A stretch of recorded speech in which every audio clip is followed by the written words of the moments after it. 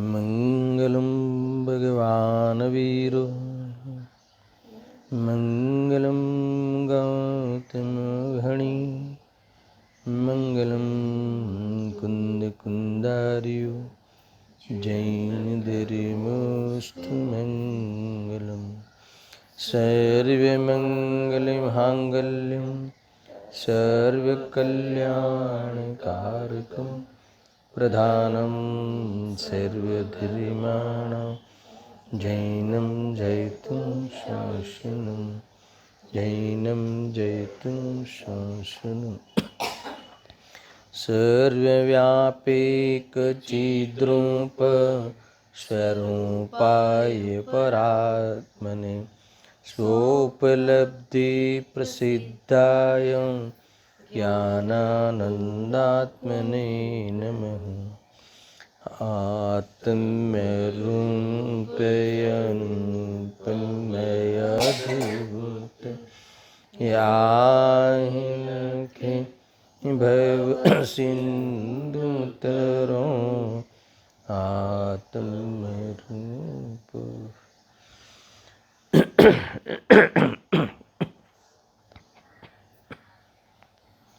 प्रवचन सार ज्ञान तत्व प्रज्ञापन महाधिकार। इस अधिकार का पेटाधिकार सुख अधिकार कल 55वीं गाथा पे विशेष स्वाध्याय हुआ था, है ना। 55 हो गई थी कल। इसमें मूल विषय ये आया कि जो इंद्रिय ज्ञान है वह इंद्रिय सुख में निमित्त कारण है और इसीलिए वह है ही है। और इसमें विशेष काफ़ी बातें आई थी कि जैसे स्वयं अमूर्त ऐसा जीव, आत्मा तो अमूर्त है, अरूपी है, मगर ऐसा जीव मूर्त शरीर को प्राप्त होता हुआ उस मूर्त शरीर के द्वारा योग्य मूर्त पदार्थों को, उस इंद्रिय के योग्य मूर्त पदार्थों को अवग्रह करके जानता है अथवा नहीं जानता, यानी कभी जानता है कभी नहीं जानता, यानी अवग्रह आदि तक नहीं पहुँचे, अवग्रह से आगे विशुद्धि नहीं हो ज्ञान में, तो वह उस पदार्थ को नहीं जानता। और विशुद्धि हो विशेष और अवग्रह हवाई आदि धारणा तक पहुँच जावे तो पदार्थों को जानता है। यानी टीका में तो बहुत विशेष बात आई थी, कहाँ किस प्रकार से पराधीनता है, वो सारी चर्चा हुई थी। मगर इसमें एक ख़ास बात ये आई थी कि ये जो अज्ञानी है, अज्ञानी पर पदार्थों को इंद्रिय ज्ञान के द्वारा, क्योंकि उसका पदार्थ पुद्गल ही बनता है और वेद ज्ञान का अभाव है, उसे ज्ञान में विवेक नहीं है, तो उस पदार्थों में एकत्व बुद्धि करके, ममत्व बुद्धि करके परिवर्तन करता है। यानी इस प्रकार से यह इंद्रिय ज्ञान, उघाड़ रूप ज्ञान उस अज्ञान में कारण बनता है। इसीलिए यह ज्ञान भी हे है, ऐसी बात यहाँ कही थी। गुरुदेव सिंह के जो दिव्य धनी सार वाले जो प्रवचन है, उसके आधार से इस गाथा के कुछ अंश पढ़ते हैं तो समझने लायक है, ख्याल में आवे ऐसा है। देखो, गुरुदेव सिंह कहते हैं कि हे प्रभु, तेरी अंतर्निधि ज्ञान और आनंद से भरपूर है। जीव मात्र की बात है, अपनी अंतर्निधि जो अपनी संपत्ति है, अपना स्वभाव है, अपना स्वरूप है, वो तो ज्ञान आनंद से लबालब है, उससे भरपूर है। कोई कमी स्वभाव में किसी जीव मात्र को नहीं है। पर आगे कहते हैं कि इसे न देखकर, है ना, इसे भूल कर वह मानता है कि यदि मैं इंद्रिया, मन और प्रकाश आदि को अनुकूल रखूं तो ज्ञान का विकास होता है, जिससे वह पर को देखने में निरंतर सावधानी रखता है। सुनना बराबर से, है ना, यही मैं बराबर रखूं, इंद्रियों को सही रखूं, है ना, घर में अर्थात उजेला रहे, प्रकाश की व्यवस्था करूं। आया था ना कल उस पदार्थों की प्राप्त करने की व्यग्रता बहुत रहती है ना, उसको ढूंढने की यानी प्रगट प्राप्त करने की। कोई भी चीज़ को देखना हो तो उस अनुसार बाह्य की साधन, जो प्रकाश आदि बाह्य साधन, और ये अभी तो बहुत कुछ है पदार्थों को, इन्फो टेक्नोलॉजी, ये क्या है, इंफॉर्मेशन टेक्नोलॉजी है ना, अब तो उसी का ज़माना है। तो इन्फॉर्मेशन जानने के लिए सारी टेक्नोलॉजी का आविष्कार हुआ है। तो कोई ना कोई दूर देश की चीज़ें जानने के लिए, ये सब जानने के लिए ये टेक्नोलॉजी का आविष्कार का है ना, आविष्कार को प्राप्त करना, उसकी व्यग्रता रहती है। और जानने की तो इतनी लुब्धता रहती है, यहाँ कहते हैं गुरुदेव श्री। और वो भले वो बाह्य साधन हो गए, फिर भी इंद्रियां तो सक्षम होनी चाहिए ना। तो इंद्रियों के द्वारा एक लिखा कि अगर वो मानता है कि यदि मैं इंद्रियों को, मन को और प्रकाश आदि को अनुकूल रखूं तो ज्ञान का विकास होगा, और जिससे वह पर को देखने में निरंतर सावधानी रखता है। उससे क्या प्रॉब्लम हुआ, उससे नुकसान क्या हुआ कि उसमें वो स्वाधीनता लुट जाती है। स्वाधीनता नहीं रही ना, ये आधीनता रही। देखो ये हमने अभी लॉकडाउन में टेक्नोलॉजी के द्वारा हम ये सब है ना प्रभावना आदि करते हैं, उसका माध्यम रखते हैं, तो कितनी प्रॉब्लम आती है, स्वाधीनता लूट जाती है ना। कभी वो क्या बोलते हैं, नेट नहीं है, कभी हैंग हो जावे, ये सब प्रॉब्लम हो रहा ना सब। तो फिर वो कितनी आधीनता रहती है। कई लोग के फ़ोन बीच में आ जाते हैं, हमारे यहाँ आवाज़ नहीं पहुँचती, हमारे यहाँ ये नहीं पहुँचता, हमारे यहाँ है ना ये दिक्कत हो रही है। तो ये कहते हैं कि जो जितनी स्वाधीनता लूट जाती है जिससे बंदी, क्योंकि अवलंबन है, अवलंबन लेके ज्ञान में वो जानने की प्रवृत्ति होती है। जितने अवलंबन है उतनी कमजोरी को बताता है ज्ञान की, है ना। हमने आविष्कार ढूंढ लिया वो ज्ञान की शक्ति के रूप में, हमने कितना ज्ञान ने कितना ढूंढ लिया, मगर जितने आविष्कार की जरूरत पड़ती है, जितने आधार ज़्यादा लेने पड़े, इसका अर्थ कि ज्ञान की वो कमजोरी है, वास्तव में वो ज्ञान की शोभा नहीं है। ज्ञान तो ऐसा है कि एक बार स्वरूप में डूबे तो न इंद्रियों की जरूरत है, न मन की जरूरत है, न इस वो आलोक यानी प्रकाश की जरूरत है, न ये टेक्नोलॉजी की ज़रूरत है, न ये विज्ञान नगर के वैज्ञानिक हमारे केवली भगवान जो सर्वज्ञता को प्राप्त है, अपने में रहते हुए तीन लोक के, लोकालोक के सब पदार्थों को अपने में रहते हुए त्रिकालवर्ती पर्याय सहित वो ज्ञान जानता है। इसमें कोई टेक्नोलॉजी की अधीनता नहीं है। मगर यहाँ तो ये ऐसे स्वभाव को तो वो जानता ही नहीं, और वो तो जानता है कि भाई मुझे तो इंद्रियों से ज्ञान होता है ना। मैं कान के द्वारा सुनता हूँ, मेरे कान के द्वारा सुनता हूँ, मेरे नाक के द्वारा सुनता हूँ। तो ये इस संबंधी वो इंद्रियों में इतनी एकत्व बुद्धि और जानने में आने वाले पदार्थों को मैंने जाना, ऐसा अहंकार समझ में आया नहीं। और कदाचित इसमें इष्ट अनिष्ट बुद्धि करते हुए वो सारा इंद्रिय ज्ञान है ना, खंड खंड ज्ञान, वह ज्ञान है। वो ज्ञान उसने अपने संसार बढ़ाने में ही निमित्त कारण हुआ, आधीनता की आकुलता में ही निमित्त कारण बना, इसीलिए वो उस ज्ञान को हे कहा है ना। लिखा है देखो, यहाँ कहते हैं कि इसमें स्वाधीनता लुट जाती है। मैं चैतन्य स्वभावी आत्मा हूँ, उसे भूलकर क्षेत्र अनुकूल हो तो ज्ञान का विकास होता है ना। वातावरण सही हो, क्षेत्र बराबर हो, तो ये हमें वो ज्ञान मिले। ऐसा है ना, जैसे अच्छा सा स्वाध्याय हॉल हो, विद्वान भी अनुकूल हो, वो सब मिले तब हमें ज्ञान होता है। तो इतनी अधीनता, इंद्रिय बराबर ठीक रहे तो अच्छा हो, ऐसा मूड मिथ्या दृष्टि मानता है। मुझे ये बात बतानी थी, है ना। ये जो इंद्रिय उपलम्भक कही थी ना, कि जो जिसके द्वारा जाना जाता है वह जड़ है, जो जानने में आता है इंद्रियों के द्वारा वो भी जड़ है, रूपी पदार्थ है। और साथ में ये कहते हैं कि वो एकत्व बुद्धि पूर्वक जानता है। अज्ञानी हो तो, अज्ञानी की मुख्यता से बात है, तो इसमें जो कुछ न कुछ इच्छा सहित जानता है। तो इच्छाएं तो इतनी है कि इसको जानो, इसको जानो, इसको भी जानो, और जानो इतना ही नहीं, जानकर भोगूं, है ना। इसका लक्ष्य करूँ, इसका लक्ष्य करूँ, तो ये न उससे ज्ञान होता है, न उसमें से सुख आता है।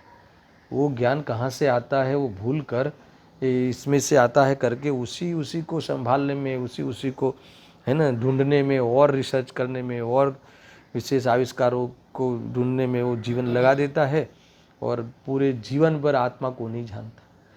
जहाँ से ज्ञान आता है, जिस ज्ञान की खदान है, सुख की खदान है, जिससे ज्ञान और सुख अभिन्न है, वो उसे पता नहीं है। इसीलिए इतनी आधीनता में वो सुख जो आप आत्मा से अभेद है वो उसकी प्राप्ति नहीं कर पाता।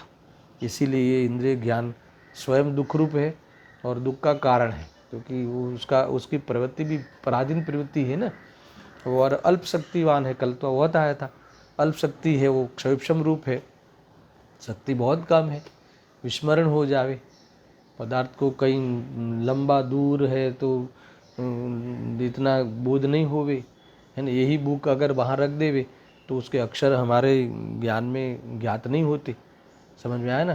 तो दूरवर्ती पदार्थों में ये दिक्कत होती है, कभी नज़दीक हो तो भी इंद्रिय की सामर्थ्य नहीं हो इतनी, तो वो बोध नहीं होता। चश्मे लगा देवे, चश्मे में फिर उस नंबर की अनुकूलता नहीं मिले, कुछ समय के बाद उस और विशेष विकार आवे आँखों में, तो ज्ञात नहीं हो। कितनी आधीनता है। तो क्या है इसका उपाय कि तू केवल ज्ञान प्रकट कर ले, ये सारी आधीनता मिल जाएगी। तो कैसे होगा? तो क्या आत्मा का अनुभव करके होगा। मैं चैतन्य दिखा है। देखो दूसरे पैराग्राफ में गुरुदेव सिंह ने कहा, स्वभाव का महात्म्य करे, है ना। ये इंद्रिय के द्वारा जानने में आने पर भी वो ज्ञान इंद्रियों से नहीं आता, स्वभाव से आता है। ऐसा सच स्वभाव की महिमा करे, यानी सच जाने, स्वभाव का सामर्थ्य अनुभव करे, तो इंद्रियों के प्रति एकत्व छूट जाए और उस पदार्थ जानने में आवे, तो वो तो ज्ञान का, स्वयं का ज्ञान का ही परिणमन है, उसका ज्ञेय से मतलब नहीं रखता। वो ज्ञेयाकार ज्ञान ज्ञान का ही आकार है, तो वो ज्ञान पे ही प्रसन्न रहे, है ना। तो वो ज्ञेय में भी ममत्व एकत्व छूट जावे, तो ऐसा उपयोग स्वरूप में लीन होते ही अंतर्मुहूर्त काल में, समझ लेना, वह वास्तव में केवल ज्ञान को प्राप्त कर लेता है।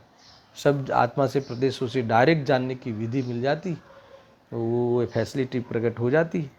ऐसा समझना चाहिए। देखो, स्वभाव का महात्म्य करे और इंद्रिया, मन, प्रकाश आदि के साथ संबंध रखने वाले मूर्त ज्ञान का महात्म्य छोड़े, ये उघाड़ रूप ज्ञान है ना, ये कि संबंध, ये अहंकार नहीं करे। थोड़ा सा मैंने बहुत जाना, थोड़ा विकास हो जाए, अरे महाविकास कहने वाले आज तो केवल ज्ञान तो महाविकास।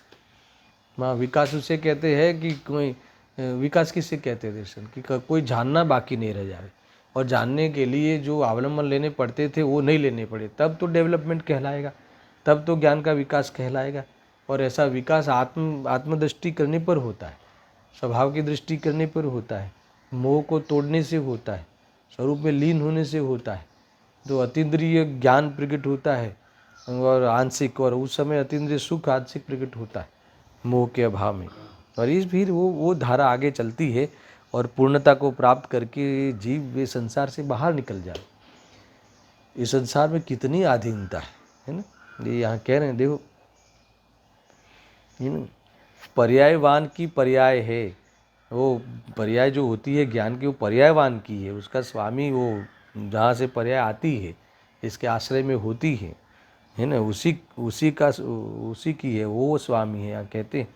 और ज्ञान की पर्याय ज्ञानवान आत्मा में से आती है ना, प्रकट होती है। उसके बदले निमित्त में से ज्ञान पर्याय प्रकट करना चाहे तो वह मिथ्यात्व है, अज्ञान है, ऐसा कहा। देखो, इंद्रिय ज्ञान, इंद्रिय प्रकाश आदि बाह्य सामग्री को ढूंढने की व्यग्रता के कारण अतिशय चंचल क्षुब्ध है तथा अल्प शक्तिवान होने से खेद खिन्न है। ये सारी बातें मूल गाथा में आई थी। पर पदार्थों को परिणमित कराने का अभिप्राय होने से वह पद पद पर ठगाया जाता है, यानी इसको सही रखूँ तो मुझे ज्ञान हो जाएगा, है ना, बादाम का सेवन करूँ तो बुद्धि बढ़ जाएगी, फलानी औषधि लूँ तो मेरा ज्ञान बढ़ जाएगा। तो ये पर पदार्थ से अपने को परिणमित, ज्ञान को परिणमित कराना चाहता है, अर्थात पर पदार्थ की अपने में अनुकूलता मिले ऐसा परिणमित कराना चाहता है, और निरंतर ठगाता है ना, क्या अपने को छलता है, अर्थात तो वो धोखा खाता है, धोखे में ही रहा ना जी। आज तक या तो शास्त्र पढ़ने लगता है, कई बार मैंने कहा कि शास्त्र पढ़ करके कोई केवल ज्ञान नहीं हुआ जाता, आत्मा को पढ़ने से केवल ज्ञान होता है ना। केवल ज्ञान यानी सर्व को जानना शास्त्रों से नहीं होता, स्वरूप को जाने, स्वरूप में डूबे तो सर्व को जानना होता है। यानी देखो, बहुत गजब का लिखा है कि पद पद पर यानी पर्याय पर्याय ठगाता है, धोखा मिलता है, सुख सुख के लिए धोखा मिलता है और ज्ञान के लिए धोखा मिलता है। दोनों चीज़ें आत्मा की है, वो आत्मा के परिणाम है, तो आत्मा में से आएंगे। हमने बाहर से प्राप्त करना, सुख भी बाहर से मिले, जानने में आने, जो पदार्थ जानने में आवे तो उस पदार्थों में से सुख की कल्पना करके ढूंढता है और फिर उसी को सेवन करना, उसको प्राप्त करना, उसका लक्ष्य करना, उसकी इच्छाएं करना और इच्छाएं पूर्ति करने का जीवन बनाना। धोखे में है वो जीव, ऐसा कह रहे, ठगाता है जीव। ये कह रहे हैं देखो सुखी कौन है, पंच परमिष्टि सुखी है ना। ज्ञानी कौन है, पंच परमिष्टि ज्ञानी है। और जो हम सुख और ज्ञान के लिए जो चीज़ करते हैं वो चीज़ वो नहीं करते हुए दिखाई देते। समझ में आए? तो फिर वो कहीं ना कहीं गलती है हमारी, है ना। ये इंद्रिय ज्ञान पे हम मोहित हो जाते हैं। अरे इंद्रिय ज्ञान तो वास्तव में वहाँ उसमें से ज्ञान को देख लेवे और अवलंबन की तरफ ध्यान नहीं देवे, अर्थात एकत्व तो छोड़ देवे, तो और जानने में आने वाले पदार्थों में वो ज्ञान जानता हूँ वो मैं हूँ, जिसमें जानना होता है वो मैं हूँ, ऐसा धारण कर ले, ऐसा अवधारण कर ले, ऐसी प्रतीति कर लेवे, है ना, ऐसी रुचि कर लेवे, स्वभाव की विश्वास हो जावे, तो ये बाहर में वो व्यग्रता है ना, ये सब व्यग्रता मिट जावे। ये सारी बातें आई है। कुल मिला के गुरुदेव जी ने ये बात खास कही कि ये आचार्य ने कही और वो गुरुदेव ने दोहराई भी कि ये पद पद पर पेट ठगाता है। ये मान करके इंद्रिय इसमें से आएगा, इसमें से सुख आएगा, इससे ज्ञान बढ़ेगा, है ना, तो मैं इसको बराबर रखूं, तो पद पद पर धोखा खाता है। और ऐसा कितना काल निकल गया है पता है आपको? अनंत काल। अनंत काल में एक बार भी ज्ञान और सुख के लिए, है ना, बाहर से मिला हो ऐसा नहीं हुआ। फिर भी बाहर ढूंढते रहता है क्योंकि भ्रम है। उसे ऐसा लगता है कि देखो ये इसमें मुझे सुख मिला, ये इसका मैंने सेवन किया, इसके मैंने स्मेल ली, सुगंध का मैंने सेवन किया, तो मैं प्रसन्न हो गया। तो कहते हैं कि उसी समय तुझे अनंत दुख है, उसकी अधीनता है और अन्य इंद्रिय के विषयों को तूने छोड़ रखा है, तो उसके विकल्प अंदर में बैठे हैं संकल्प के सहित। इतना परेशान जीव है, इतना परेशान जीव है। क्यों जी परेशान है? कि जहाँ सुख मिलता नहीं वहाँ सुख का प्रयास करता है, उपाय रखता है, और वहाँ उपाय सफल नहीं होता, इसलिए दुखी होता है ना। और सारा जो ज्ञान है वो ज्ञान उन पदार्थों में पूरा उसमें बर्बाद कर लेता है, उसको गेय बना के, अर्थात उसका लक्ष्य करके। मगर वो ज्ञान में भी भ्रम कर लेता है कि ज्ञान हुआ, इससे ज्ञान हुआ, इन्होंने कराया, है ना, इनका उपकार हुआ। देखो ये सब कथन मात्र होते हैं।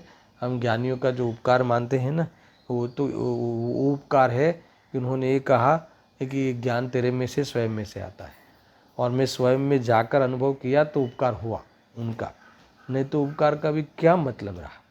ये सारी बातें समझना। इसके तुरंत बाद वही अभी धारा चलने वाली है 56, 57 आदि गाथाओं में कि इंद्रिय ज्ञान है ही है, तो एक एक उसकी जो वीकनेस है इंद्रिय ज्ञान की, उसमें जो खोट है ना, उसमें जो वास्तव में उससे हे मानने का कारण है, वो कारण को यहाँ बताएंगे कि भाई ऐसे इस प्रकार से है तो तुम कैसे अपना मानते हो, कैसे इससे प्रेम है, कैसे इसको लेके तुम अहंकार करते हो। ये सारी बातें आई हैं। तो इस प्रकार से देखो अभी और 56 गाथा। अब इंद्रिय मात्र अपने विषयों में ही युगपत प्रवृत्ति नहीं होती। क्या कहते हैं? इंद्रिय मात्र अपने विषयों में भी युगपत प्रवृत्ति नहीं होती, इसलिए इंद्रिय ज्ञान है ही है। ये दूसरी वीकनेस, अपने विषयों में भी। मान लो कि देखो बाकी पांच इंद्रिय के विषयों में एक साथ युगपत प्रवृत्ति तो नहीं होती ज्ञान, मगर एक ही इंद्रिय के विषय में भी है ना। जैसे स्पर्शन इंद्रिय है तो स्पर्शन इंद्रिय के विषय में कई भेद पड़ते हैं ना, ठंडा, गर्म, हल्का, भारी, चिकना, रूखा, तो ऐसे कई भेद है। तो वो सारे जो स्पर्शन इंद्रिय पदार्थ का स्पर्शन इंद्रिय संबंधी जो भेद है, उद्गल का जो स्पर्श संबंधी जो अनेक पर्याय है, अनेक विशेषताएं है, तो वो सारी विशेषताएं भी स्पर्शन इंद्रिय के माध्यम से एक साथ ज्ञान नहीं होता। जब ठंडा का ज्ञान होगा तब वो गर्म का ज्ञान का उसे विराम लेना ही होगा, वो नहीं जान सकता उस समय, उससे वो ज्ञान छोड़ना ही होगा। तो इतनी मतलब कि अल्प शक्तिवान, इतनी बीमारी है इस ज्ञान में। तो इसीलिए कहते हैं कि और जानना तो सब है एक साथ में, मेरा ऐसा होता नहीं। इस इंद्रियों के अवलंबन लेगा तब तक नहीं होगा। अवलंबन छोड़े तो सबका जानना होता है एक साथ, क्योंकि आत्मा प्रदेशों से डायरेक्ट जानना होगा जब भी वो आत्मा में डूबेगा तो इसीलिए एक गाथा यहाँ आई है, देखो फिर से पढ़ता हूँ मैं। अब इंद्रिय मात्र अपने विषयों में भी युगपत प्रवृत्ति नहीं होती, इसीलिए इंद्रिय ज्ञान है ही है ऐसा निश्चय कराते हैं। देखो पढ़ो। रस गंध स्पर्श वड़ी वर्ण ने शब्द जे पौद्गलिकते छे इंद्रिय विषयो ते मने न इंद्रियो युग पद ग्रहे। आया ना, स्वयं इंद्रियों के जो अपने अपने विषय है उनको भी युगपद नहीं ग्रहण करते। तो पांचों इंद्रियों के विषयों को ज्ञान युगपद ग्रहण कैसे करेगा? अरे एक इंद्रिय के द्वारा जो ज्ञान परिवर्तन करता है तो उस इंद्रिय के विषय के अपने अपने विषय भी एक साथ ग्रहण नहीं करता। जैसे एक रंग है तो रंग में लाल है, पीला है, तो जब लाल का ज्ञान करोगे तो अन्य कलर का ज्ञान संभव नहीं है। ये उसी इंद्रिय के विषय का भी कितनी बात है देखो। तो फिर पांचों इंद्रिय के विषयों को तो युगपद ज्ञान नहीं कर सकता। यानी જ્યારે स्पर्शन इंद्रिय के विषय में ज्ञान परिवर्तन करता हो तब बाकी के इंद्रियों के विषय को ग्रहण नहीं कर सकता, जान नहीं सकता। ये क्या है उसकी, है ना, विशेषता है कि खोट है? समझ में आया ना, ये उसकी खोट है, ये उसकी नबड़ाई है। आ वास्तव में वीकनेस है। वो ज्ञान का ये विभाग बनना है, ये ज्ञान की शोभा नहीं है। ऐसा दोष है ज्ञान का, ये दोष है। निर्मलता नहीं आएगी ऐसे ज्ञान से, पदार्थ का सही ज्ञान नहीं होगा, है ना। और जानना तो सब है, इच्छाएं तो बहुत है, इसको जानो उसको जानो, मगर ऐसा होगा नहीं। सुनना, मैं डायरेक्ट टीका पढ़ता हूँ और गजब की है इसमें। भावार्थकार ने तो एक ही उदाहरण में पूरा भावार्थ समाप्त किया है। दोनों पढ़ते हैं, देखो। मुख्य, स्पर्श, रस, गंध और वर्ण, यह पुद्गल के मुख्य गुण है। ठीक है, वैसे पुद्गल के अनंत गुण है। जैसे एक आत्मा में भी अनंत गुण है, वैसे एक पुद्गल में भी अनंत गुण है, एक परमाणु में भी अनंत गुण है।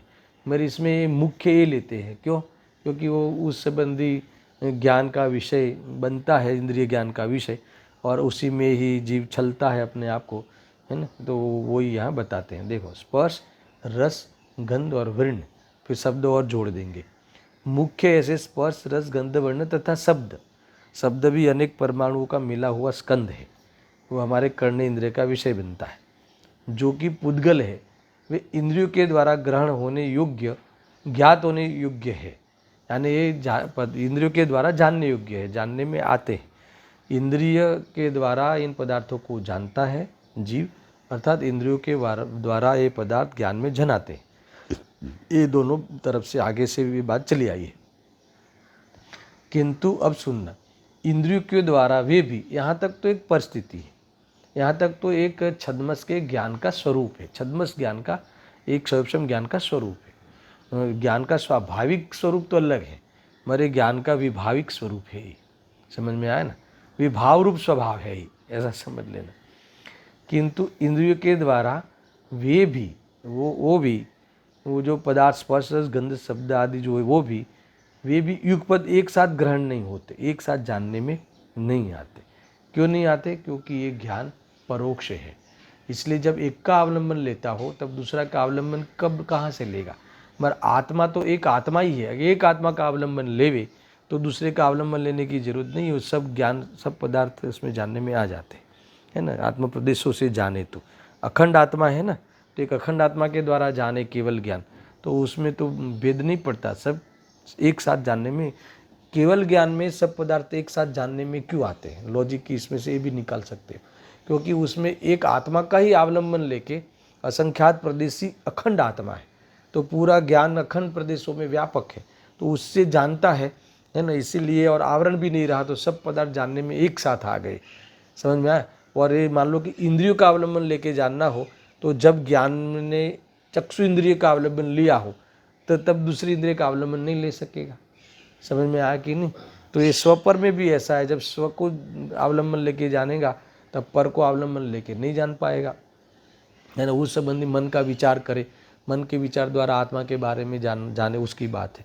आत्मा का अनुभव की बात तो बहुत उत्कृष्ट है ना।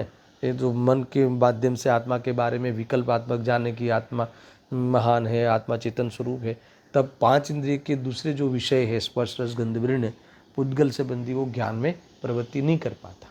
समझ में आया ना, ऐसा लेना। ये तो ये ज्ञान की खोट है ऐसा। देखो, क्योंकि क्षोभशम की उस प्रकार की शक्ति नहीं है, वो जो गाढ़ रूप ज्ञान छद्मस के ज्ञान की उस प्रकार की शक्ति नहीं है, यानी युगपत जानने की शक्ति नहीं है। इंद्रियों के जो क्षोभशम नाम की अंतरंग ज्ञातृ शक्ति है, वह कौवे की आँख की पुतली की भांति क्रमिक प्रवृत्ति वाली होने से अनेकतः प्रकाशक के लिए, यानी एक ही साथ अनेक विषयों को जानने के लिए असमर्थ है। समझ में आया ना। अब इन्होंने तो इतना छेड़ दिया कि कौवे की पुतली की माफिक, अब उसका खुलासा पंडित जी करने वाले जयचंद जी साहब पूरे भावार्थ में एक कौवे की आँख की पुतली का ही उदाहरण के ऊपर वर्णन उन्होंने किया है। थोड़ी देर में वो भी पढ़ते है ना, कोई छोड़ेंगे नहीं, वो सारा विषय को देखेंगे। क्या कहा कि एक क्षोभशम की उस प्रकार की शक्ति क्यों नहीं है, तो आचार्य अमरचंद्र देव कहते हैं कि इसीलिए कि इंद्रियों के जो क्षोभशम नाम की अंतरंग ज्ञातृ शक्ति है, क्षोभशम नाम की ज्ञातृ शक्ति पर्याय की शक्ति, पर्याय में जो उघाड़ रूप शक्ति प्रकट हुई है, वह कौवे की आँख की भांति, यानी उसका प्रयोग। देखो, एक तो त्रिकाल ज्ञान शक्ति, शून्य दर्शन, त्रिकाल ज्ञान शक्ति, वो तो सबके परिपूर्ण है, पर वो जो उसकी लब्धि प्रकट हुई है, ज्ञानावरणीय कर्म, दर्शनावरणीय कर्म और अंतराय कर्म के क्षोभशम के निमित्त से 5 इंद्रियों को जानने की शक्ति एक साथ खुली है। यानी जो शक्ति तो एक पड़ी है, तो वो 5 इंद्रियों के विषय को जानने की शक्ति तो साथ में पड़ी है, पर्याय में भी, मगर उसकी यूटिलिटी, उसका प्रयोग है ना, उसमें उपयोग का व्यवसाय 5 में एक साथ नहीं होता। क्यों नहीं होता? क्योंकि वह इंद्रियों के माध्यम से उसका व्यवसाय करना होता है, इसके बिना इसके अवलंबन के बिना जानना नहीं होता। समझ में आया कि नहीं? तो 5 इंद्रियों को एक साथ अवलंबन नहीं ले सकता। 5 इंद्रियों के विषयों को जानने की शक्ति उगड़ी हुई पर्याय में एक साथ में है। शक्ति तो जान मान लो कि आज अभी तुम्हारे ज्ञान में जो शक्ति है पर्याय में, वो 5 इंद्रियों के विषय को जानने की शक्ति तुम्हें प्राप्त है, उसे लब्धि कहते हैं। मगर उसका उपयोग, उसकी यूटिलिटी एक साथ नहीं कर सकते। क्यों? क्योंकि इंद्रिय 5 है, द्वार 5 है और ज्ञातृ शक्ति 1 है, तो 5 का अवलंबन एक साथ में नहीं लिया जा सकता। तो जब कर्णेंद्रिय का अवलंबन लेगा, है ना, उस द्वार के द्वारा जानने का व्यवसाय करेगा ज्ञान, तब बाकी के इंद्रियों का अवलंबन कैसे लेगा? तो उस संबंधी ज्ञान, उस संबंधी पदार्थों को ज्ञान नहीं जानता। समझ में आया ना? ऐसा यहाँ कह रहे हैं। देखो, इंद्रियों के जो क्षोभशम नाम की अंतरंग ज्ञातृ शक्ति है, वह कौवे की आँख की पुतली की भांति क्रमिक प्रवृत्ति वाली होने से अनेकतः प्रकाश के लिए यानी एक ही साथ सब पदार्थों को जानने के लिए समर्थ नहीं है। ये मैंने आपको बताया कैसे नहीं है वो। इसीलिए द्रव्य इंद्रिय द्वारों के विद्यमान होने पर भी, देखो, 5 इंद्रियों के द्वारा जानने की शक्ति भी विद्यमान है और 5 इंद्रियों के द्वार भी विद्यमान है। 5 इंद्रिय है ना विद्यमान। फिर भी यहाँ कहते हैं कि समस्त इंद्रियों के विषयों का, विषयभूत पदार्थों का ज्ञान एक ही साथ नहीं होता। क्यों नहीं होता? क्योंकि ज्ञान परोक्ष है, क्योंकि ज्ञान को अवलंबन लेके जानना पड़ता है। तो अवलंबन लेके जानना पड़े ऐसा क्षोभशम ज्ञान का स्वरूप है ना। तो वो अवलंबन 5, मान लो कि आप इस खंड में जा रहे हो, उस खंड को धारण किया है, तो इस खंड को कैसे धारण करोगे एक साथ में?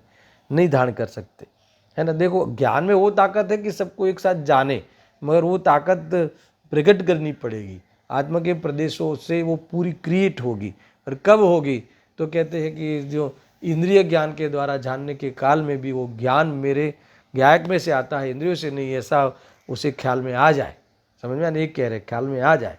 जैसे कोई व्यक्ति लकड़ी के सहारे चलता है, तो बताओ कि वो स्वयं से चलता है कि लकड़ी से चलता है ना। जब चलना बनता है तब लकड़ी का सहारा लिए हुए है, फिर भी अगर स्वयं चले ही नहीं तो चलना नहीं बन पाता, है ना। इसलिए वो दिख जावे, लकड़ी को लिए हुए चलने पर भी वो स्वयं के उपादान से चलता है, वो दिख जावे। वैसे ही इंद्रियों के अवलंबन से जानने के काल में भी स्वयं के उपादान से ज्ञान में से ज्ञायक में से ज्ञान आया है वो दिख जावे तो इंद्रियों का एकत्व ममत्व छूट जावे और अज्ञान मिट जावे, तो फिर ये अतीन्द्रिय ज्ञान का अंश प्रकट हो गया, क्योंकि उसने अपने ज्ञान को इंद्रियों के अवलंबन से रहित अपने आत्मा का अनुभव कर लिया, तो वो तो अतीन्द्रिय ज्ञान का अंश प्रकट हो गया। अब वह जब पूर्ण प्रकट होगा, जिसका अवलंबन लिया था वो आत्मा का, उसके ही अपना ही अवलंबन है ना, पूर्ण अवलंबन ले लेवे तो ज्ञान प्रकट हो जाता है। ये साथ में मैंने विधि भी बता दी, वो तो आगे आने वाली है, फिर भी बता दी। देखो यहाँ क्या कहते हैं, ज्ञान एक ही साथ नहीं होता, वो समर्थ नहीं है इंद्रिय ज्ञान, क्योंकि शक्ति तो पूरी है, पांचों पदार्थों को जानने की शक्ति एक साथ में पड़ी है और पांचों इंद्रियों के द्वार भी एक उपलब्ध है, मगर जो प्रयोग है ज्ञान का, जो व्यवसाय है वो अवलंबन लेने के पूर्वक ही होता है। तो पांचों का अवलंबन, क्योंकि ज्ञान की प्रवृत्ति जो है ज्ञातृ शक्ति तो है ना, एक ही है ना, तो एक ही है तो एक में ही प्रवृत्ति करेगी, प्रवृत्ति पांचों में एक साथ नहीं कर पाता, उसमें वो समर्थ नहीं है। देखो मैं ये थोड़ा सा उदाहरण को डेवलप किया है इन्होंने तो आचार्य अमरचंद्र देव ने तो कौवे की पुतली की भांति ऐसा कह के छोड़ दिया। अभी हमें पता होना चाहिए ना कौवे के बारे में, क्या है पुतली और क्या है वो जानने की प्रवृत्ति, कौवा कैसे जानता है, वो उसमें बराबर बिठाते हैं, सुनना बराबर से। कौवे की दो आंखें होती है ना, आँख दो होती है, देख लेना एक बार कौवे को इस तरह से भी, किंतु पुतली एक होती है। पुतली यानी जो किकी है ना, हमारे पास दो आंखें हैं और दोनों पुतलियाँ है ना, दोनों आँखों में, वैसे उनके दो आंखें होती है, मगर पुतली एक होती है, जो किकी बोलते हैं उसको, घूमते वाली पुतली। अब कौवे की जिस आँख से देखना हो, कौवे को जिस आँख से देखना हो, ये बाजू का देखना हो, तो उस आँख में पुतली आ जाती है ना, और उस समय दूसरी आँख से नहीं देख पाता, क्योंकि वहाँ पुतली नहीं है ना। हमारे पास कितने द्वार है? 5 है ना, ज्ञान को देखने के लिए 5 द्वार है, तो एक द्वार में ज्ञान आ जाता है, तो दूसरे 4 द्वार में ज्ञान जा नहीं सकता। तो उस द्वार के द्वारा जो जानना हो सकता था वो नहीं होता है ना। मान लो चक्षु इंद्रिय में, अथवा कर्ण इंद्रिय ले लो, कर्ण इंद्रिय में ज्ञान की प्रवृत्ति होने लगी, उस द्वार में आ गया, तो बाकी के 4 जो द्वार है चक्षु आदि उसमें नहीं जा पाएगा, तो उस समय जो रंग आदि का ज्ञान नहीं होता, नहीं जानता। अब सुनना, ऐसा होने पर भी वह पुतली इतनी जल्दी दोनों आंखों में आती जाती है कि लोगों को अपने स्थूल आंखों से मालूम नहीं पड़ती कि उसे एक ही पुतली है, इतनी फास्ट घूमती है, तुम्हें ऐसे लगे कि दोनों आंखों में। समझ में आया ना? जैसे देखो ये पंखे के 3 पाँख हैं, मगर इतनी स्पीड से घूमेगा तो 3 पाँख पता नहीं चलेगा, आपको लगेगा कि एक अखंड है। ऐसे ही उंगली जो आंखों में खास फास्ट घूमती है, तो हमें स्थूल आंखों से ऐसा दिखेगा कि एक ही दोनों आंखों में पुतली है। ठीक है, अब सुनना, ऐसे ही अब कुछ कहना चाहते, दोनों आंखों में भिन्न भिन्न पुतलियाँ है ऐसा हमें लगता है, मगर किंतु वास्तव में वह एक ही होती। ऐसी दशा भी सूक्ष्म ज्ञान की है। कैसे? कि द्रव्य इंद्रिय रूपी द्वार तो 5 है, द्रव्य इंद्रिय रूपी द्वार 5, किंतु सापेक्षिक ज्ञान वो पुतली एक समय एक इंद्रिय द्वारा ही जाना जा सकता है, वो एक में ही परिवर्तन करती है, पर उस समय दूसरी इंद्रियों के द्वारा कार्य नहीं होता। ये समझ में आया? वो कौवे के साथ मिलान कर दिया। अब सुनना, उनकी फांस फरती है तो अपने भी फांस फरता है ज्ञान। सुनना, जब सर्वक्षमिक ज्ञान नेत्र के द्वारा वर्ण को पहले खोलते हैं, वर्ण को देखने का कार्य करता है, तब वह शब्द, गंध, रस या स्पर्श को नहीं जान सकता। बराबर है? अर्थात जब उस ज्ञान के उपयोग नेत्र के द्वारा वर्ण को देखने में लगा होता है, तब कान में कौन से शब्द पड़ते हैं, नौकर्म में कैसी गंध आती है, नाक में कैसी गंध आती है इत्यादि ख्याल नहीं रहता। इतना ख्याल है, इसको खोला है, वैसे सरल है, पढ़ ही लेता हूँ। यद्यपि ज्ञान का उपयोग, सुनना, एक विषय में से दूसरे में अत्यंत शीघ्रता से बदलता है, इसीलिए स्थूल दृष्टि से देखने में ऐसा लगता है कि मानो सभी विषय एक ही साथ ज्ञात होते हो। मान लो कि हम जब टीवी देखते हैं, है ना, यानी कोई भी विधान देखते हैं, सुनना, तो वहाँ भगवान विराजमान है ना, विद्वान वह विधान को बोलता है, तो हमें लगता है कि हम विधान सुनते भी हैं और भगवान को देखते भी हैं, अथवा विद्वान भी दिखता है, तो और दूसरा मान लो कि पंखा चल रहा हो, वैसे चलाना नहीं चाहिए मगर चल रहा हो, जब भी ये है ना, ये जो इंद्रिय के विषयों को वहाँ गौण करने चाहिए, बाकी के जो जीव हिंसा आदि जितनी कम हो या नहीं हो ऐसा ध्यान रखना चाहिए, है ना। इतना शास्त्र आदि सुनते हो तो उस समय पंखा आदि चालू रखना सही नहीं है। ऐसे तो कभी भी रखना नहीं है सही, फिर भी हम कम से कम अभ्यास तो करें, मंदिरों में स्वाध्याय हॉल में पंखे नहीं जलाए, लाइट भी कम से कम जलाए, तो जीवों की हिंसा कम होती है वहाँ पे। सुनना, तो मैं बता रहा हूँ कि मान लो पंखा चलता हो तो उसका ठंडा पवन आ रहा हो, है ना, और कभी कभी कोई ऐसा व्यक्ति हो बुरक कि उस समय कुछ सेवन भी करता हो, कुछ ठंडा पानी भी ले रहा हो, तो मान लो कि वो जीवा से उसका जो भी है उसका स्वाद भी ख्याल में आवे, है ना, और माहौल भी सुगंधित कर दिया हो, तो वो उस समय सुगंध भी आ रही हो, तो हमें लगता है कि सब एक साथ हो रहा है ना। सुगंध भी आ रही है, उसका भी ज्ञान हो रहा है, दिख भी रहा है, सुन भी रहे हैं, चख भी रहे हैं, है ना, और स्पर्श भी, मतलब ठंडा गर्म भी जान रहे, ठंडा आदि, तो वगैरह कहते हैं ऐसा नहीं है। ये तो शीघ्र ज्ञान पड़ता है ना 5 इंद्रियों के द्वार में, इसलिए हमें लगता है कि एक साथ में हो रहा है, पर जब भी हम सुन रहे हैं तब बाकी के पदार्थों संबंधी ज्ञान नहीं होता। ये विशेष स्वरूप है ऐसा सुनना। इसलिए स्थूल दृष्टि से देखने में ऐसा लगता है कि क्षायोपशमिक ज्ञान एक समय में एक ही इंद्रिय के द्वारा प्रवर्तमान होता हुआ स्पष्टतया भाषित होता है। इस प्रकार इंद्रिय अपने विषयों में भी क्रमशः प्रवर्तमान होने से परोक्षभूत इंद्रिय ज्ञान है ही है। देखो, हे क्यों है इसलिए है कि ये शोभा नहीं है। दूसरा, इसमें अधीनता लगती है कि जब इसको जाने तब इसको नहीं जाने, है ना, तो ये अधीनता हो जाती ना। जब इस खंड की कोई चीज़ को जानते तब आगे नहीं जानते, उसको संबंधी ज्ञान नहीं होता, उपयोग यहाँ लगता तब दूसरे पदार्थों संबंधी ज्ञान नहीं होता, तो आकुलताएं अंदर में विद्यमान होती है। और दूसरा एक खतरनाक बात तो ये है कि ये इच्छा पूर्वक हो रहा है, इच्छा यानी इसमें से मुझे कुछ मिल रहा है, लाभ होगा, उस बुद्धिपूर्वक जान रहा है, तो इसीलिए वो तो पर पदार्थों में ज्ञान को भूलकर पर पदार्थों के साथ नाता जोड़ा, और उसका ज्ञान में इंद्रिय निमित्त बनती है, तो इंद्रियों रूपी जो शरीर है उसका अभेद रूप अखंड रूप शरीर है, उसमें अपनापन होने लगा। यानी एक प्रकार से अपने आप को भूल कर देहादि और देहादि के निमित्त से जो बाह्य के संयोग मिलते हैं और जानने में आते हैं, उस सब में अपने को भूल कर उपाय करते रहता है अपना बनाने का, उसमें से कुछ मिलाने का, मगर न अपना बनता है न उसमें से कुछ मिलता है, और जीव आखिरकार ठगाता है। आए ना आगे की गाथा में, इस प्रकार से है। देखो, कई बातें इसमें आई है ना। हाँ, इस प्रकार इंद्रिय अपने विषय में भी क्रमशः प्रवर्तमान होने से परोक्षभूत इंद्रिय ज्ञान ही है, ऐसा इसमें कहा है। देखो,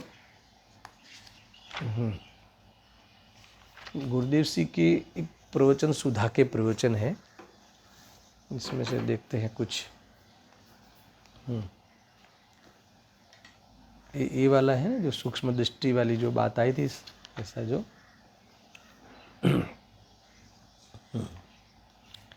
ये 79 के प्रवचन है, प्रवचन सुधा के दूसरी बार के, दिव्य धनिसार वाले पहले वाले हैं, इसके बाद ये दूसरे वाले। इसमें इन्होंने देखो, ये तो विषय को खुला ही है, मगर साथ साथ में इन्होंने बहुत वैराग्य में बातें भी कही है। मुझे थोड़ा वैराग्य का स्वाद आज लेने का विकल्प है, सुनना जबरदस्ती यहाँ कह रहे हैं।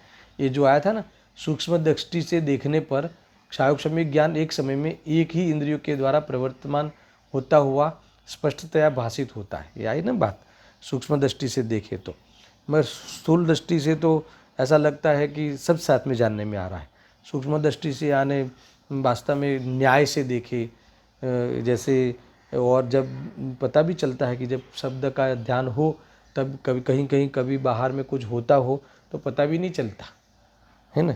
जैसे कहाँ कोई यहाँ कोई घूम रहा हो कीड़ा आदि शरीर पे, तो हमारा ध्यान भी नहीं जाता, और वहाँ ध्यान चला गया, उसमें उपयोग चला गया, तो शब्द चूक जाते हैं, शब्द के ज्ञान चूक जाते हैं। होता कि नहीं होता।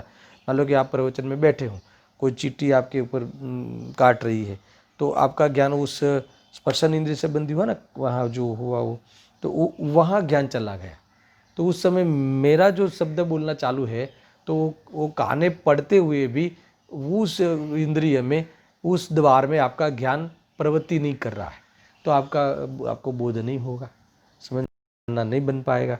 तो ये समझ में आ रहा है। पर कभी कभी वो देखा जाए स्थूल दृष्टि से, जो मैंने पहले उदाहरण दिया, तो वहाँ लगता है कि पांचों को एक साथ जान रहा है, तुरंत यहाँ आता है, तुरंत वहाँ जाता है, तुरंत यहाँ जाता है, तो तुरंत फिर वो आपने मान लो कि तुरंत यहाँ जाने के बाद तुरंत वापस ज्ञान को यहाँ जोड़ लिया, तो ऐसा लगता है कि नहीं, मैंने शब्द को भी जाना और ये बाह्य में जो चिट्ठी आदि का जो हुआ उसको भी जाना। मगर ऐसा यहाँ कहते हैं कि सूक्ष्म दृष्टि से देखने पर सार्वक्षमिक ज्ञान एक समय में एक ही इंद्रियों के द्वारा प्रवर्तमान होता हुआ स्पष्टतया भाषित होता है, यानी परोक्ष रूप से एक को देखे। इस प्रकार इंद्रिय अपने विषयों में भी क्रमशः प्रवर्तमान होने से परोक्षभूत इंद्रिय ज्ञान है। अब सुनना उनको, अभी ये विषय को नहीं छेड़ते, अब वो उसे वैराग्य में ले जाते हैं। देखो लो, कहने का तात्पर्य यह है कि आहा अरे इंद्रिय ज्ञान भी है, तो दया दान व्रत भक्ति का परिणाम तो राग प्रत्यक्ष जहर है। हल में ना, देखो वैसे तो इंद्रिय ज्ञान तो है, तो ज्ञान का ही परिणमन, मगर विभाव रूप है। जब वो अपने ही ज्ञान का परिणमन ऐसा काम करता हो, इंद्रियों का अवलंबन लेके काम करता हो, तो वो है।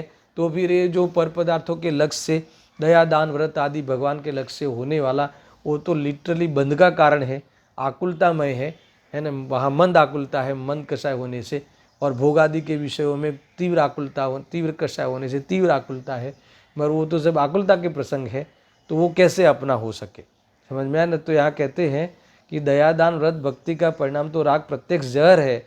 गुरुदेव कहते हैं कि अरे रे क्या हो, दुनिया के सामने यह बात रखनी जगत को कठिन पड़ता है ना। आँख बंद होते भी मरकर कहाँ चला जाएगा, एक पैसा भी साथ में आने वाला नहीं है। अब इसको जोड़ दिया, क्या कहते हैं कि जगत को ये सब बात समझ में बहुत कठिन पड़ती है। आँख बंद होते ही मरकर कहाँ जाएगा, है ना। ये कहते हैं कि एक पैसा भी साथ में आने वाला नहीं है। ये क्यों कहा, इसलिए सुनना भी मैं पढ़ूंगा इन्होंने क्यों कहा है, मगर मैं अभी पहले भाव बता देता हूँ। इसलिए कहा कि हमें ये एक समय में एक ही पदार्थ को जानता है, पांचों विषय को नहीं जान सकता। ये बात समझने के लिए कहाँ उसको टाइम है ना। वो ये समझने के लिए कहाँ बैठेगा वो। और इसीलिए ऐसा इंद्रिय ज्ञान जो मैं अहंकार करता हूँ, थोड़ा कुछ उघाड़ हो गया तो वो अहंकार छोड़ने तैयार नहीं होता, या फिर कभी कभी वो हीनता भी आ जाती, उस संबंधी ज्ञान कम हो जाता, ज्ञान में तो हानि भी होती, तो हीनता अनुभव करता है। मगर तू पूरे सब पदार्थों को जानने के स्वभाव वाला है, एक बार इसका प्रतिनिधित्व करता है ये ज्ञान, है ना, जानने के स्वभाव वाला है, ये देहादि से तू भिन्न है, और पांच इंद्रिय के माध्यम से प्रवृत्ति करना तेरी प्रवृत्ति नहीं है, खरेखर तो सबको एक साथ जानने की प्रवृत्ति करने वाला ज्ञान का स्वभाव है। ऐसा जानने के लिए तेरे पास समय कहाँ है, बस पैसे ही कमाने में, और यही इकट्ठा करूँ, यही में सब बराबर से इंद्रियों को रखने के लिए धन कमाना पड़े, तो ये सब सुख भूख मिले, तो इसी में ही लगा है। गुरुदेव जी कहते हैं कि मरकर कहाँ जाएगा। आप सुनना, इनको वो वैराग्य वाली बात आती है ना। ये तू जिस के पीछे लगा है वो तेरे साथ में आने वाले नहीं है। श्रोता ने कहा कि मुंह में चवन्नी रखी हो वह भी निकाल लेते, क्या कहा, चवन्नी रखी हो अपने यहाँ, तो वो कोई चांदी रखता है, कोई सोने का टुकड़ा रखता है, तो वो भी निकाल लेते। सुनना क्या कहते गुरुदेव से, उस पर क्या कमेंट करते, चवन्नी भी निकाल ले, उसकी अर्थी, हाँ उसकी अर्थी दरवाजे को छूने नहीं देते। सुनना, अब वो क्या कहते, अर्थी जो जाती ना वो अपना सब, तो वो कहते हैं कि दरवाजों को छूने भी नहीं देते। क्यों कि दरवाजे में से निकालते हैं ना दरवाजे से, तो अर्थी को छूने नहीं देते। छू ले और यदि वापिस आएगा तो, है ना। सुना है गुरुदेव सुना है, लोग ऐसा मानते हैं कि भाई दरवाजों को देखो, दरवाजों को नहीं छू ले, नहीं तो जीव वापस आ जाएगा भूत बन के, है ना। ऐसा तो ये इतनी मान लो कि अपनी बदनामी होती है, समझ में आएगी नहीं। ये जब हम ये फ्लैट मैंने बनाया है, मैंने कमाया, तो कहते हैं कि जब तुझे निकालेंगे तो जो तू है वो तो चला गया, और जो तू मानता है अपने को उसको निकालेंगे। तो ऐसा निकालते हैं कि देखो देखो गलती से अर्थी जो है ना दरवाजे को छू नहीं ले, क्योंकि छू लेंगे तो क्या होगा, वापस आ जाएगा। ऐसा ऐसा मानते हैं लोग। गुरुदेव जी ने कहा देखो, है ना, मकान में मर गया हो तो दोनों बाजू अर्थी को छूने नहीं देते। बाहर से ऐसा बोले कि उसे छूने से ऐसा होता है, लेकिन हेतु यह है कि छू ले और दरवाज़ों में वापस आएगा तो वापस आ जाएगा। तो रिश्तेदार तो सब ऐसे ही होते हैं, है ना। कौन से पति पत्नी, सब अभी भ्रमणा है, सब भ्रम है। तू अकेला आया है और अकेला जाएगा बापू, और कभी इस समय भी तू अकेला ही है। आएगा जाएगा वो तो बाद में, अभी भी तू ये शरीर वाला तू नहीं है, ये पुत्र वाला तू नहीं है, तू अकेला ही है। देखो ये पूजन आई ना 10 लक्षण धर्म की, तो उसमें वो पिता से वेद ज्ञान कराते थे, तो पिता से नहीं, पिता के ममत्व को छुड़ाते थे, पुत्र के ममत्व को छुड़ाते थे। त्याग धर्म में पिता का त्याग नहीं होता, पुत्र का त्याग नहीं होता, घर का त्याग नहीं होता, है। वो तो छूटा ही है। ग्रहण त्याग सुनित्व शक्ति है आत्मा में, उसका ग्रहण किया ही नहीं तो त्याग कैसे करोगे। तो ग्रहण क्या किया है, ममत्व का, ये मेरा है, ये घर मेरा है, तो कि ममत्व का त्याग करके जाना, है ना। नहीं ऐसी, नहीं तो ऐसी तुम कुविद्या लेके मत जाना, नहीं तो वहाँ भी तू ऐसा ही करके दुखी होगा। ऐसा कह रहे हैं देखो, है ना। तुम अकेला आया है अकेला जाएगा, वो बात तो कमज़ोर है। तू अभी भी अकेला है। यहाँ कहते हैं कि तू हमेशा अकेला है। अकेला है उसका अर्थ तो परिपूर्ण होता है। अकेला है यानी तुझे किसी की ज़रूरत नहीं, ऐसा कहा। देखो वह दृष्टांत दिया है ना, अभी भी तू अकेला है, दो मत मानना। अभी देखो थोड़ा सा ये उदाहरण देते हैं कि वो दृष्टांत दिया है ना कि मनुष्य के 2 पैर होते हैं तब तक मनुष्य कहा जाएगा। स्त्री के साथ शादी करता है तब 2 में से 4 पैर होते हैं तो पशु हुआ, और 4 पैर पशु को होते हैं, और संतान हुआ तो अब 6 पैर हुए ना। तो ये कहते हैं कि 6 पैर वाला कौन है, भंवरा। तो ये देखो अभी जब बच्चा आता है, बालक होता है, तो ये अभी परिभ्रमण ज़्यादा करता है, कमाना पड़ेगा, घूमो, तो ये भ्रमर हो गया, ऐसा गुरुदेव जी कहते हैं, है ना। और शादी की तो पशु हो गया, 2 में से 4 पैर हो गए ना, तो अब पशु की तरह ये सेवा करते रहेगा। फिर बालक हुआ तो अब जाना पड़ेगा, कमाना पड़ेगा, पैसा ज़्यादा लाना पड़ेगा, तो भमता है भ्रमर की तरह, है ना, ऐसा। और उसकी पत्नी हो, पैर वाला भंवरा हुआ तो भंवरे को 6 पैर हुआ। अब बेटे को पत्नी आई तो क्या हुआ, तब 8 पैर हुए, तो वह हुआ मकड़ी। तो अब और जाल में फंसा। मकड़ी हुआ ना तो जाल बढ़ती गई, अब और फंसेगा।